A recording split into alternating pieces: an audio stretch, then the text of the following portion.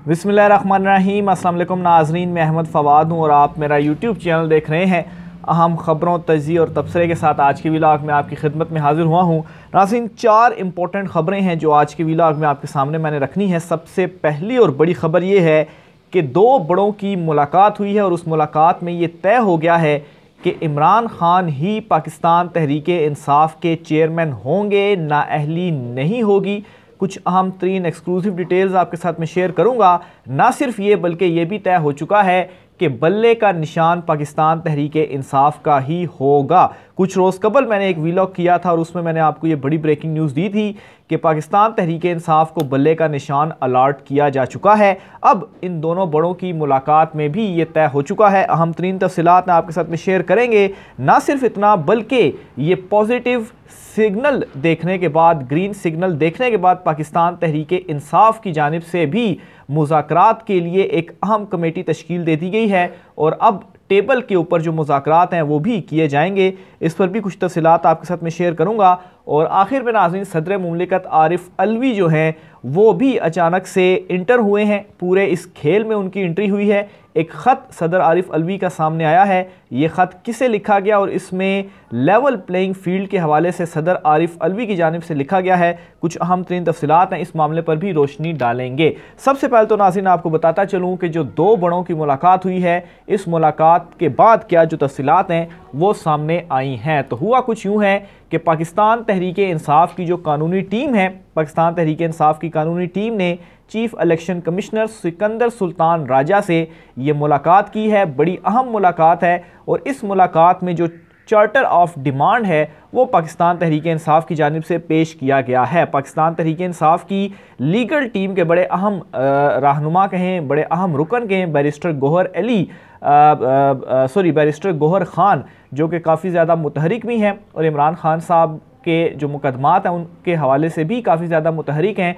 साथ ही साथ इमरान खान साहब इस मौजूदा सिचुएशन में गौहर ख़ान वो शख्स हैं जिनके ऊपर काफ़ी एतमाद करते हैं। तो इनकी और मुलाकात हुई है chief election commissioner Sikandar Sultan Raja से और 45 मिनट तक ये जो मुलाकात है वो जारी रही है। और इस मुलाकात में चीफ़ इलेक्शन कमिश्नर की जानिब से ये कहा गया कि कोई भी जो चेयरमैन है वो माइनस नहीं होगा। जो चेयरमैन पाकिस्तान तहरीक-ए-इंसाफ हैं वही रहेंगे। यानी कि जो मुकदमा इमरान खान साहब के अगेंस्ट एक था भी और फिर उसके बाद इमरान खान साहब की नाअहली की ख़बरें और कुछ क्या सराइयाँ सामने आ रही थी कि अब इनको नाअहल किया जाएगा, इनको पार्टी चेयरमैनशिप से हटाया जाएगा। तो चीफ़ इलेक्शन कमिश्नर से सिकंदर सुल्तान राजा, क्योंकि इलेक्शन कमीशन का ये था कि वो अगर ओहदे से हटाना चाहें, लेकिन ख़ुद इन्होंने ये जो मैसेज है, ये पैगाम है वो दे दिया है कि इमरान खान साहब ही पाकिस्तान तहरीक-ए-इंसाफ के चेयरमैन रहेंगे और कोई भी चेयरमैन माइनस नहीं होगा। ना सिर्फ ये बल्कि बल्ले के निशान के हवाले से भी कहा गया है कि जो बल्ले का निशान है वो पाकिस्तान तहरीक-ए-इंसाफ का ही होगा। कमीशन ने कहा है कि बल्ले का निशान पाकिस्तान तहरीक-ए-इंसाफ का ही होगा। इसके अलावा इस मुलाकात में चार्टर ऑफ डिमांड में इलेक्शन कमीशन से इंट्रा पार्टी इलेक्शन में बेज़ाब्तियों से मुतल्लिक 23 सितंबर को महफूज किया गया फैसला जारी करने का जो मुतालबा है वो भी किया गया है। बैरिस्टर गौहर ने इस हवाले से कहा जी कि पीटीआई के इंतखाबी निशान का आर्डर अभी तक रिलीज़ नहीं किया गया। इलेक्शन कमीशन से दरख्वास्त की है कि एक नोटिफिकेशन के ज़रिए पीटीआई को फ्री एंड फेयर इलेक्शन मुहिम की जो इजाज़त है वो दे दी जाए। इलेक्शन कमीशन की आईनी जिम्मेदारी है कि लेवल प्लेइंग फील्ड के लिए किरदार अदा करे। उम्मीद है कि इलेक्शन कमीशन अपना किरदार अदा करेगी। तो ये वो चार्टर ऑफ डिमांड था जिसके बाद ये यकीन दहानियाँ और चीफ इलेक्शन कमिश्नर की जानिब से ये 2 अहम यकीन दहानियाँ आप कहें, ये एक मैसेज कहें जो कि बैरिस्टर गौहर से इस मुलाकात के अंदर उनकी जानिब से दिया गया है। काफ़ी इम्पोर्टेंट और काफ़ी बड़ी ये मुलाकात है। फिर इसी तरह से इस मुलाकात के बाद क्या होता है, पाकिस्तान तहरीक-ए-इंसाफ की जानिब से एक जो मुज़ाकराती कमेटी है वो तश्कील दे दी जाती है। और इस मुज़ाकराती कमेटी में कौन कौन होगा, क्या क्या मुज़ाकरात करेगा और अब आगे आने वाले दिनों में किन किन जमातों के साथ और किन किन के साथ जो मुज़ाकरात हैं वो शुरू होंगे, इससे पहले इसी के साथ एक इंटरलिंक है ख़बर, वो मैं आपके साथ शेयर करना चाहूँगा।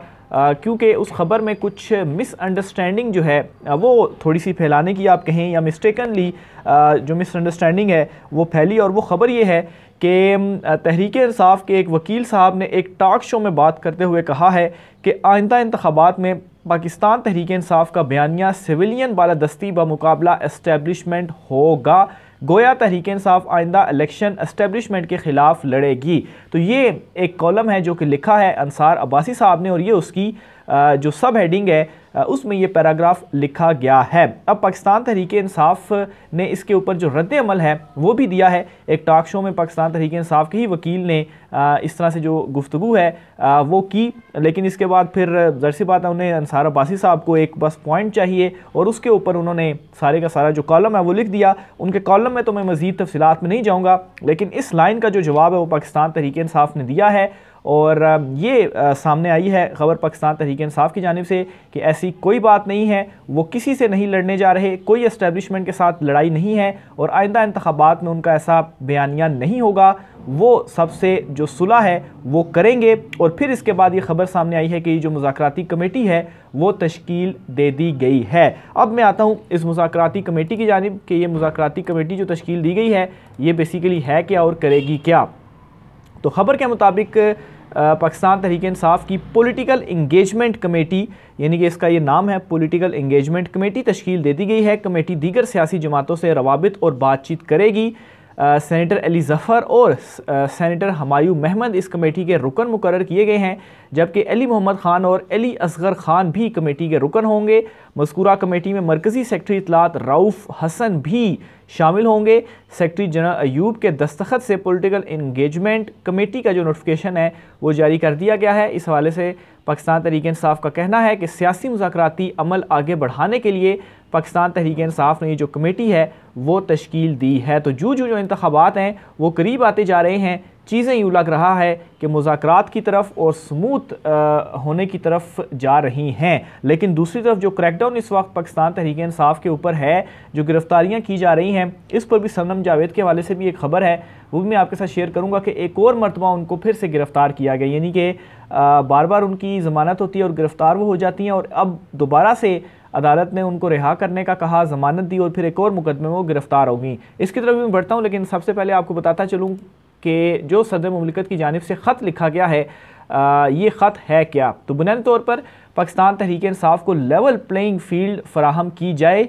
ये लेटर लिखा गया है सदर डॉक्टर आरिफ अलवी की जानिब से वज़ीर-ए-आज़म निगरान वज़ीर-ए-आज़म अनवारुल हक काकड़ को। इस लेटर के अंदर वो क्या लिखते हैं जी, मज़ीद ये भी तफ़सीलात आपके सामने रखते हैं। तो सदर ने रहनुमा PTI उमर अयूब की जानिब से लिखा गया ख़त भी निगरान वज़ीर-ए-आज़म को भेजा है। अच्छा, पहले पाकिस्तान तहरीक इंसाफ ने सदर मुमलिकत को लेवल प्लेइंग के हवाले से, खदशात के हवाले से आगाह किया और फिर उस लेटर के ऊपर सदर ने जो उनके पास इख्तियार था, जो वो कर सकते थे, उन्होंने निगरान जो वज़ीर-ए-आज़म है उनको लेटर लिखा है। सदर ने अपने ख़त में कहा है कि निगरान हुकूमत का तमाम सियासी जमातों को लेवल प्लेइंग फील्ड फराहम करना बेहद अहम है। बुनियादी हकूक़ और लेवल प्लेइंग फील्ड पर पाकिस्तान तहरीक इंसाफ के खदशात पर गौर किया जाए। आइंदा इंतखाबात में सियासी जमातों को मसावी हकूक़ और मौक़े की फराहमी के आपके बयानात बाइसे इत्मीनान हैं। सदर ने कहा है कि इन्हें यकीन है कि जमहूरियत पाकिस्तान के अवाम और रियासत के लिए आगे बढ़ने का मुनासिब रास्ता है। अवाम का सियासी सरगर्मियों में हिस्सा लेना और बज़रिया आज़ाद मीडिया इजहार राय जमहूरियत की रूह है। सदर के मुताबिक आज़ादाना, मुनसिफाना और मुस्तनद इलेक्शन पर पूरे पाकिस्तान में इतफ़ाक़ है। सियासी जमातों और इनके रहनुमाओं को इलेक्शन में हिस्सा लेने और आवाम को इन्हें मुंतखब करने का हक़ है। सदर मुमलिकत बतौर सरबराह रियासत जमहूरिया के इत्तेहाद की अलामत हैं। आइन के आर्टिकल 41 के तहत सदर, वज़ीर-ए-आज़म और तमाम इदारों समेत शहरियों के हकूक़ का तहफ़्फ़ुज़ करने के पाबंद हैं। इसी वजह से पाकिस्तान तहरीक इंसाफ के इल्ज़ामात पर मुश्तमिल ख़त आपको अरसाल कर रहा हूँ। सदर ने कहा कि सियासी वाबस्तगियाँ रखने वाले अफराद की जबरी गुमशुदगियों के बढ़ते वाक़यात पर मीडिया में भी बहस हुई है। लोगों की सियासी वाबस्तगियाँ और वफ़ादारियाँ बदल जाने पर ऐसे वाक़यात तशवीश का बायस बनते हैं। ख़वातीन सियासी वर्कर्स की तवील नज़रबंदी या अदालत की जानिब से रिलीफ के बाद बार बार दोबारा गिरफ्तारियाँ मामले को मज़ीद हसास बना देती हैं। आइन के आर्टिकल 4 के तहत कानून के मुताबिक सलूक किया जाना हर शहरी का नाकाबिले तनसीख हक़ है। आइन के आर्टिकल 17 के तहत सियासी जमात की रुकनीत या तंजीम साजी करना हर शहरी का हक़ है। आइन का आर्टिकल 19 हर शहरी को आज़ादी इजहार राय के साथ आज़ाद प्रेस का हक़ देता है। निगरान वज़ीर-ए-आज़म और हुकूमत के सरबराह होने के नाते इन मामलात पर गौर किया जाए। तो बिल आखिर सदर आरिफ अलवी साहब जो हैं उन्होंने भी जो लेटर है वो लिख दिया है।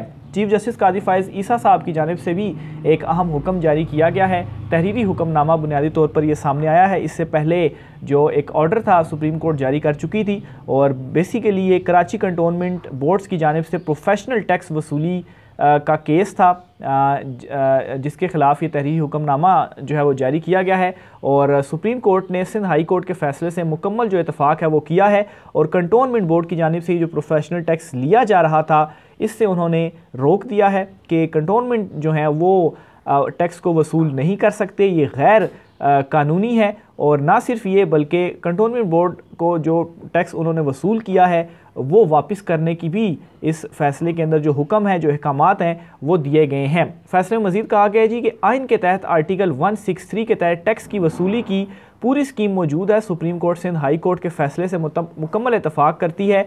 प्रोफेशनल मद में वसूल करदा टैक्स वापस करने का हुक्म देते हुए कहा कि आइन सिर्फ सूबाई हुकूमत को ही प्रोफेशनल टैक्स की वसूली का जो इख्तियार है वो देता है। 9 सफ़ात पर मुश्तमिल ये फैसला था और सिंध हाई कोर्ट के 2 रुकनी बेंच के ख़िलाफ़ अपील की गई थी, जिसे अदालत ने मुस्तरद कर दिया, इस अपील को खारिज कर दिया और प्रोफेशनल टैक्स की जो वसूली है इसे गैर कानूनी करार दिया है। तो बेसिकली कराची कंटोनमेंट बोर्ड की जानिब से जो प्रोफेशनल टैक्स की वसूली है वो की जा रही थी, तो इस पर सुप्रीम कोर्ट ऑफ पाकिस्तान की जानिब से रोका गया है।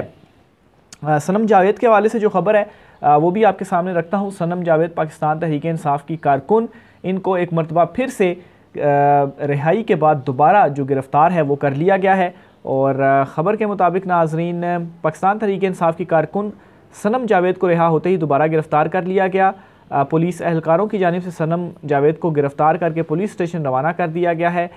रिहाई की रोबकार जूँ ही पुलिस या जेल हुकाम को मौसूल हुई तो मौके पर ही लाहौर के 3 जो थाने हैं, कोट लखपत, थाना मॉडल टाउन और थाना लियाकताबाद, इनकी जो पुलिस नफरी है वो कोट लखपत जेल के बाहर मौजूद थी और जैसे ही ज़मानत के बाद इनकी रिहाई हुई तो पुलिस ने कोट लखपत जेल से इनको रिहाई के बाद फौरी तौर पर गिरफ़्तार जो है वो कर लिया है। तो बहरहाल एक तरफ तो कोशिशें हो रही हैं, लेकिन दूसरी तरफ ये जो मामला है पाकिस्तान तहरीक इंसाफ के ऊपर क्रैकडाउन वाला, ये ख़त्म होने को नहीं है। अभी भी पाकिस्तान तहरीक इंसाफ के जो कारकुन हैं वो जेलों में मौजूद हैं। सनम जावेद के साथ अभी भी क्या हो रहा है ये भी आपके सामने है। आखिरी खबर नाज़रीन आपके साथ शेयर करना चाहता हूँ और आखिरी खबर ये है जी कि ये कोशिश की जा रही है कि पाकिस्तान तहरीक इंसाफ को किसी तरह से इलेक्शन से आउट कर दिया जाए, यानी कि इनके उम्मीदवार ही इलेक्शन में ना खड़े हों। तो वो जो सारी कोशिशें हैं वो अपनी जगह, लेकिन ज़ाहिर सी बात है दूसरी तरफ मुस्लिम लीग नून, इनकी जो मुखालिफ जमात है वो ये कोशिशें करने में लगी हुई है और इस हवाले से तलाल चौधरी है, उन्होंने बड़ा ये बयान दिया है और इस बयान में वो कहते हैं कि पाकिस्तान तहरीक इंसाफ में इलेक्शन लड़ने वाला नहीं होगा तो वोटर वोट किसको डालेगा।